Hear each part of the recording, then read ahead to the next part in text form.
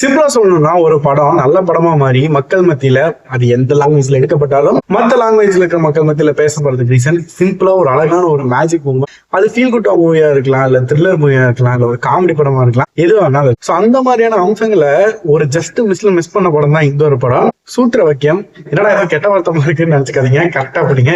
சூத்திர வாக்கியம் அப்படிங்கறத இந்த படத்தோட பேரு. சோ இந்த படத்தோட கதை பொறுத்த வரைக்கும் சொல்றதுக்கு முன்னாடி சூக்ஷ்ம தர்ஷினி அப்படிங்கிற ஒரு படம் பயங்கரமா ஹிட் ஆச்சு. அதுக்கு ரீசன் என்னன்னா அது எதிர்பார்க்காம நடந்த அந்த ஒரு கிளைமேக்ஸ் தான். சோ அது மாதிரியான கட்டமைப்பு கொண்ட இந்த படம் அது ஒரு மேஜிக்கை கொண்டு வர மிஸ் பண்ணிட்டாங்க.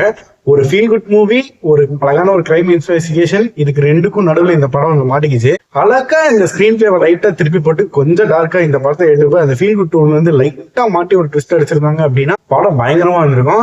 ஸோ ரொம்பவே சூப்பரான ஒரு படம், அமையக்கூடிய ஒரு படம் ஜஸ்ட் மிஸ் ஆயிருக்குன்றது எனக்கு ரொம்ப வருத்தமா இருந்துச்சு. ஏன்னா ரொம்ப பிளேனா இருந்துச்சு இந்த படம். ஸ்டார்ட்ல இருந்து இந்த வரைக்கும் எந்த ஒரு ட்விஸ்ட் அண்ட் டர்ன்ஸும் இல்லாம ஒரு மாதிரி அமைதியாவே போச்சு. பெருசா ட்விஸ்ட் எதுவும் கிடையாது. நீங்க எக்ஸ்பெக்ட் பண்ற மாதிரி தான் அந்த கடை அமைஞ்சிருக்கும். நீங்க என்ன நினைக்கிறீங்களோ அதான் சொல்லுவாங்க. லாஸ்ட் ஒரு 15 to 20 minutes அந்த இன்வெஸ்டிகேஷன் இருக்கும். அதுவுமே ஓவரால் ஓப்பன் அவுட்டா தான். பட் இருந்தாலுமே ஒரு நல்ல படம் தான். ஸோ டைம் இருந்தா பார்க்கணும்னு நினைச்சீங்கன்னா இந்த படத்தை ட்ரை பண்ணி பார்க்கலாம். அமேசான் பிரைம்ல அவைலபிளா இருக்கு. தமிழ் டப் அவைலபிள் இல்ல. பி ஹிட் ஆயிருந்தா இருந்திருக்கும்.